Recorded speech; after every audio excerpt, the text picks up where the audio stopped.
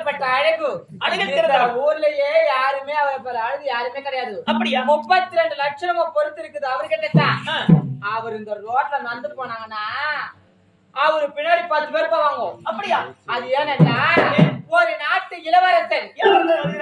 ஆமா, இளவரசருக்கு தான் நம்மளுடைய மகள் சுகுணாவை கொடுக்க போறோம். அப்படியா? அவர் எந்த நாடு ஏது நாடு தெரியுமா? எந்த நாடு? அவருடைய நாடு சோழ நாடு. அவருடைய பெயர் ரவிச்சந்திரன். அவரு தான் நான் மாப்பிள்ளை பார்த்து வச்சுக்கிறேன். அந்த மாப்பிள்ளை அவர் சுகுணாவுக்கு கொடுக்கறது சம்மதம் தானே?